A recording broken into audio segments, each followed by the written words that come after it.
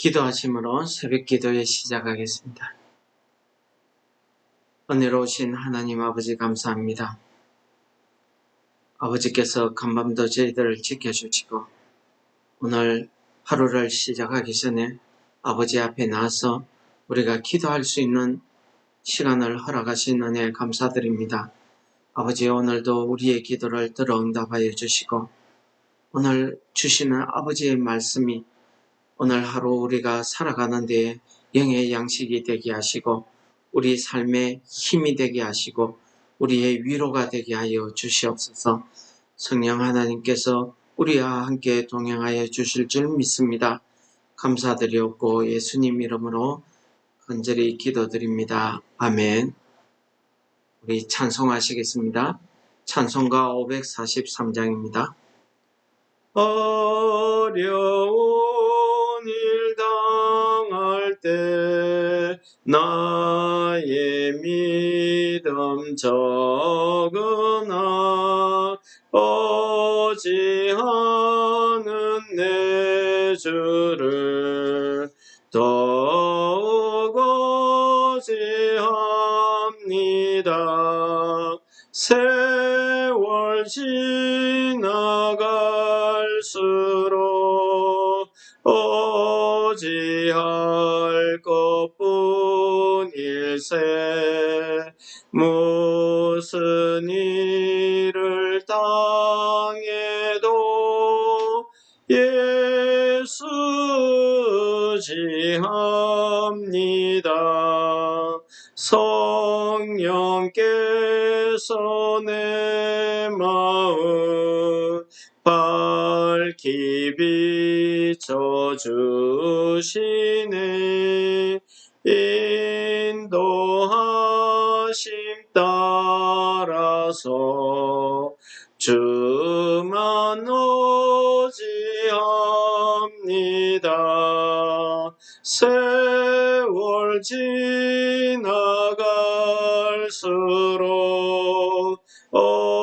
어지할 것뿐일세. 무슨 일을 당해도 예수 지합니다.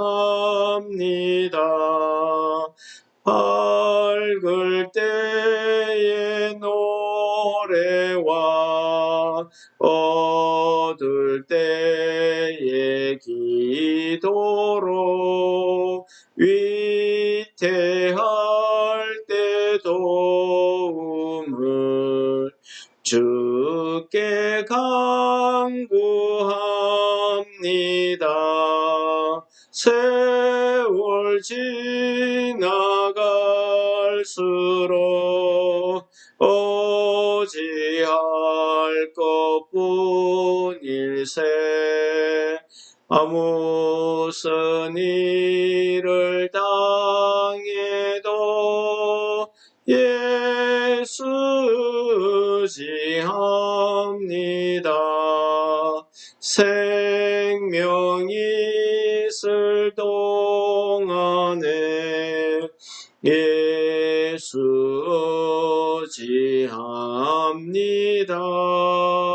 천국 올라가도록 어지할 것뿐일세. 세월 지나갈수록 어지할 것뿐일세. 무슨 일을 당해도 예수 지합니다. 아멘.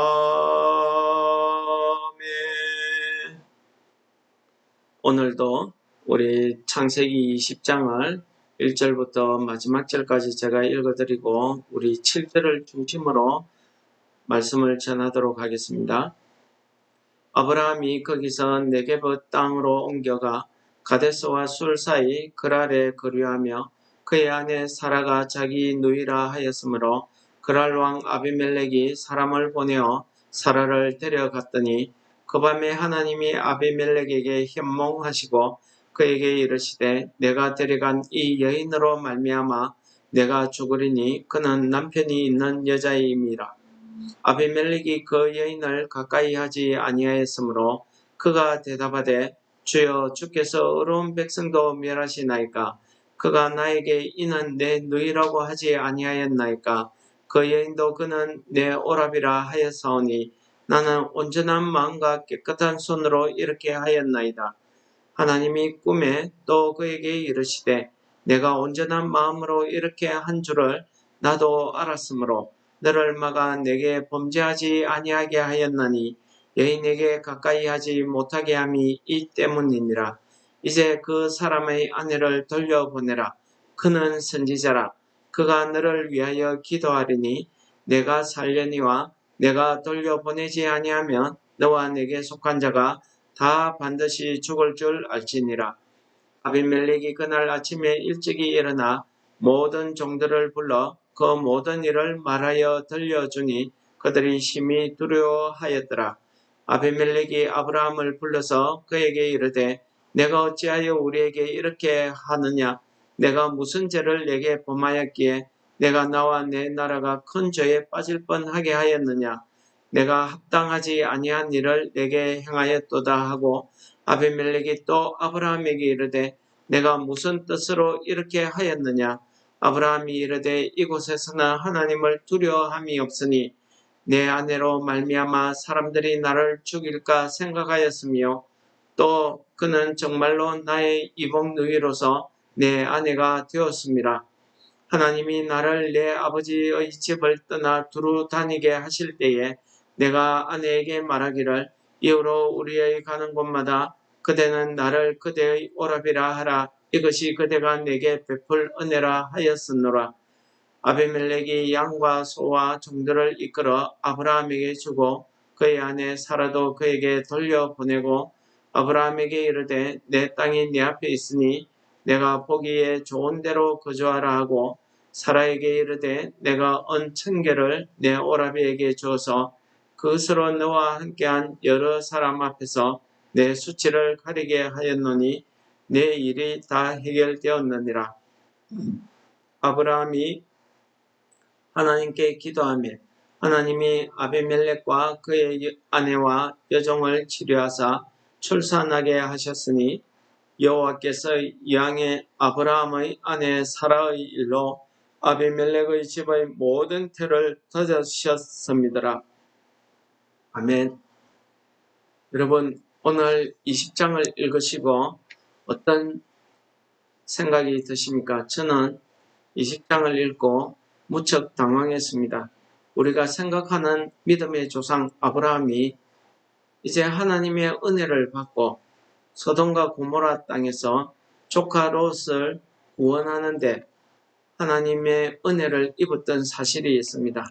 그리고 하나님을 직접 만나서 대면하고 기도했던 일도 있습니다. 어디 그뿐입니까? 하나님이 이전에도 똑같은 일을 행하셨을 때 하나님의 도우심을 받았던 일도 있습니다. 이렇게 아브라함은 그의 지금까지의 일생을 통해서 하나님이 그에게 말씀하시고 그에게 나타나시고 그에게 힘주시고 은혜를 베푸셨는데 오늘 아브라함은 또 똑같은 죄를 범하고 있습니다. 똑같은 실수를 하고 있습니다.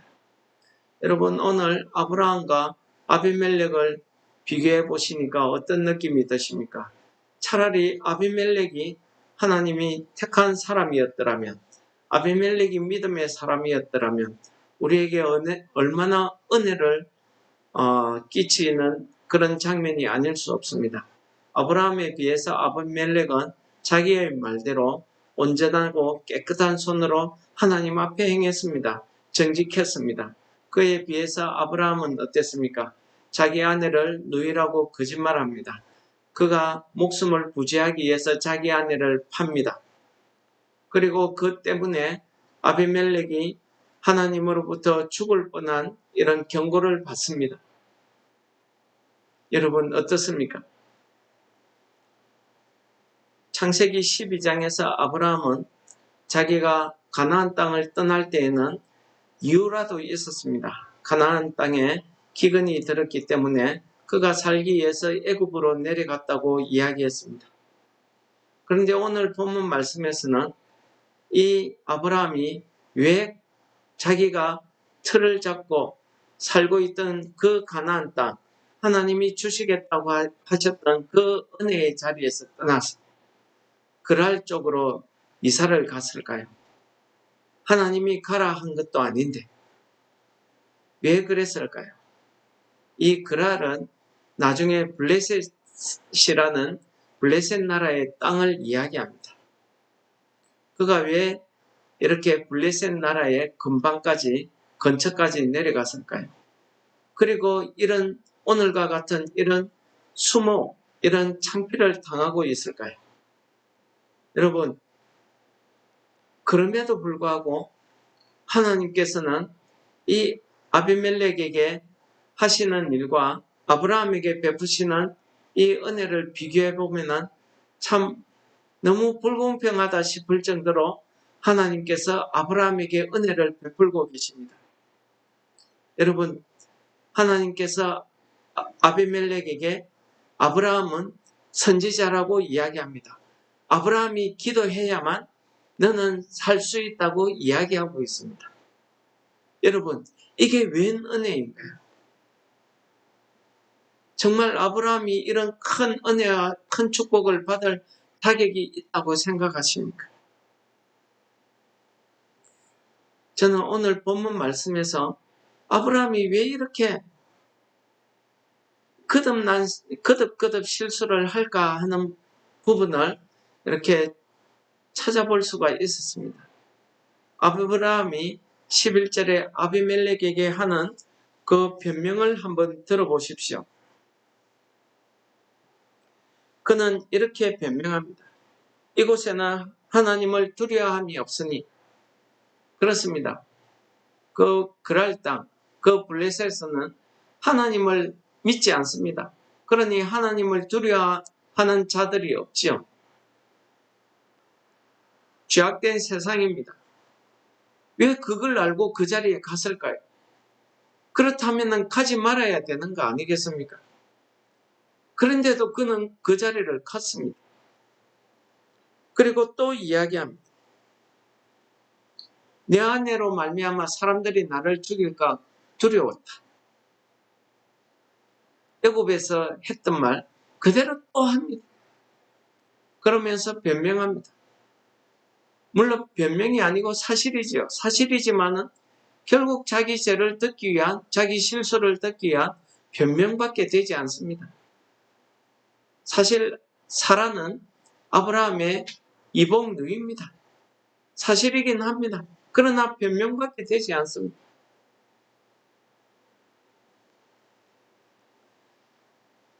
정작 가장 중요한 부분은 저는 이렇게 생각합니다. 12절입니다. 13절입니다. 하나님이 나를 내 아버지의 집을 떠나 두루 다니게 하실 때에 내가 아내에게 말하기를 이후로 우리의 가는 곳마다 그대는 나를 그대의 오랍이라 하라. 이것이 그대가 내게 베풀 은혜라 하였으므로. 여러분 어떻습니까? 아브라함은 아예 처음부터 성경에는 12장과 오늘 본문에서만 2번 기록되었지만 사실은 오늘 아브라함이 답하는 이 13절을 읽어보면 가는 게마다 그랬다는 것입니다. 한두 번이 아니라는 것입니다. 습관입니다. 그렇습니다. 이 죄는요, 처음 지을 때에 조금 두렵고 두근두근함이 있지만은 계속 하다 보면은 아무렇지도 않게 되고 아주 당연하듯이 이야기하게 되고 그렇게 습관화 되어가는 것을 아브라함의 대답 속에서 우리가 찾아볼 수 있습니다. 습관이었습니다. 이렇게 죄의 습관을 가지고 있는 이 아브라함에게 하나님께서는 그를 선지자라고 불러주셨습니다. 이것이 하나님의 은혜가 아니겠습니까?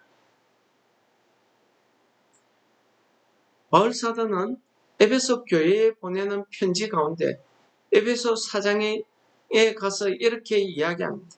사실 에베소 교회는요, 유대인으로서 그리스도인과 이방인으로서 그리스도인이 된 사람들이 섞여 있었습니다. 그러니까 각자의 생활 습관대로 살면서 그리스도인으로서 성도로서 살았지요. 그러니까 거기에 대해서 바울 사도가 에베소 4장에서 그들에게 권면하는 말씀이 있습니다. 22절입니다. 너희는 유혹의 욕심을 따라 썩어져가는 구습을 따르는 옛사람을 벗어버리라고 권면하고 있습니다. 정말 그렇습니다. 오늘 아브라함의 행위를 보면은 그는 13절에서 그가 이야기한 것처럼 하나님이 떠나게 하실 때, 아버지 집을 떠나게 하실 때부터 지금까지 그가 하나님의 은혜를 잊고 오면서 계속해서 그 가나안 땅을 벗어날 때마다 그는 자기 아내를 자기 누이라고 거짓말하고 다녔다는 사실을, 그 구습을 벗어버리지 못했다는 사실을 이야기하고 있습니다. 그래서 오늘 바울 사도는 우리에게도 이렇게 권면하고 있는 거 아니겠습니까?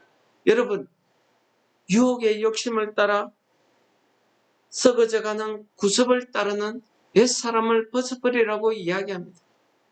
우리가 하나님의 택하심을 받고 예수 그리스도의 구속함을 입어서 우리가 성도라고 인치심을 받았지만 우리에게는 그 육신을 따라가는 옛사람의 모습이 있지는 않으십니까? 내가 벗어버려야 되는 그 옛사람의 모습은 있지 않으십니까? 오늘 바울 사도는 그러한 구습을 벗어버리고 옛사람을 벗어버리라고 권면하고 있습니다. 그러면서 두 번째 이렇게 권면합니다. 오직 너희의 심령이 새롭게 되어서 하나님을 따라 의와 진리의 거룩함으로 지으심을 받은 새 사람을 입으라고 합니다. 사실 의와 진리의 거룩함을 따라 새 지으심을 받았다는 말씀은요, 하나님께서 원래 죄로 타락하기 전에 원래 창세 때 원모습을 이야기하고 있는 것입니다. 즉 하나님과의 그 관계를 회복하라고 권면하고 있는 이야기입니다. 권면하는 말씀입니다. 새 사람을 입으라고 하는 것은 우리가 죄를 짓기 전에 그 모습, 어려운 모습, 진리에 따라서 아버지의 말씀에 따라서 하나님의 말씀에 따라서 행하는 그 거룩함을 회복하라는 그런 말씀이 되겠습니다. 이렇게 우리가 의와 거룩함을 회복함으로써 우리는 하나님 아버지와 나와의 관계를 회복할 수 있다는 사실을 이야기하는 것입니다. 그것을 새 사람을 입으라는 말씀으로 이야기하는 것입니다. 여러분, 우리가 정말 하나님이 선지자라고 성도라고 이렇게 불러주시는 그 하나님의 은혜는요, 바울 사도가 이야기하는 것처럼 우리의 맨모습을 벗어버리지 않으면은 정말 아브라함처럼 또 우리가 똑같은 죄의 모습으로 실수할 수밖에 없다는 사실을 고백하지 않을 수 없습니다. 그러므로 바울 사도가 권면하는 말씀처럼 우리의 심령을 새롭게 해야 될 것입니다. 그렇게 해서 아버지 하나님의 말씀에 따라서 우리가 어렵게 되어지고 우리가 그 말씀에 따라 거룩함으로 살아가시는 우리 성도 여러분 되시기를 축원합니다. 정말 그렇습니다. 오늘 아브라함의 모습을 보면은 우리가 아브라함의 모습을 통해서 우리의 연약함을 다시 한번 깨달을 수밖에 없습니다. 바울 사도는 고린도전서에서 자기가 사도로 부르심을 받은 것에 대해서 이렇게 고백합니다. 하나님의 뜻을 따라 그리스도 예수의 사도로 부르심을 받았다고 고백하고 있습니다. 마찬가지로 우리가 성도라고 불리어지는 것은요, 하나님의 교회 곧 그리스도 예수 안에서 거룩하여지고 성도라 부르심을 받았다고 이야기하고 있습니다. 이것이 하나님의 은혜라고 이야기하고 있는 것입니다. 바울이 사도가 된 것도 하나님의 은혜요. 우리가 예수 그리스도 안에서 거룩하여지고 성도라고 불리어지는 것도 하나님의 은혜라는 사실을 고백하고 있는 것입니다. 이런 고백이 오늘 하루 종일 우리에게 함께 있으시기를 축원합니다.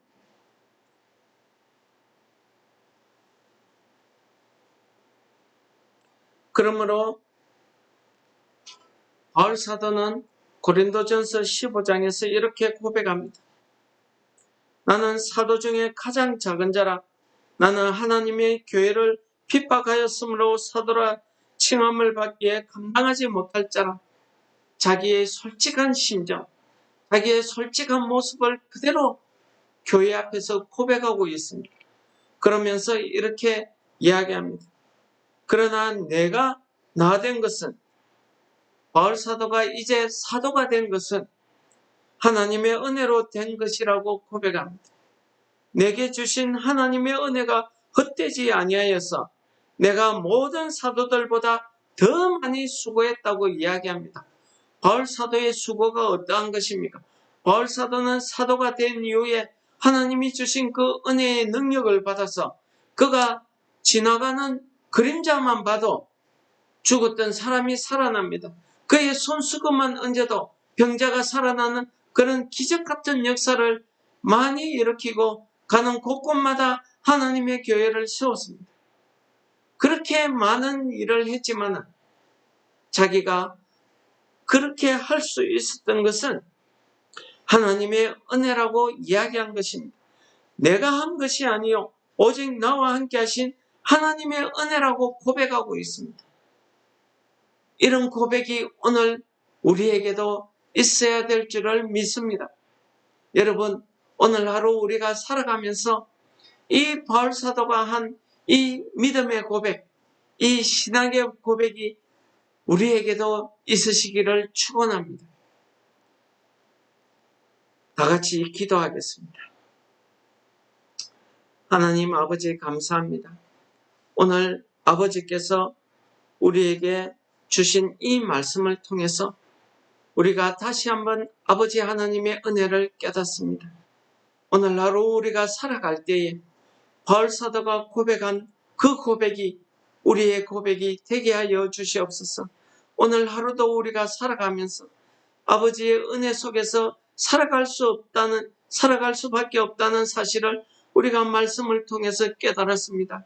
하나님 아버지, 오늘도 성령 하나님의 그 능력을 힘입어서 우리가 아버지 안에서 아버지의 은혜 가운데서 성도라 칭하심을 받는 그 은혜가 우리와 함께하여 주실 줄을 간절히 믿사옵고 예수님 이름으로 간절히 기도드립니다. 아멘.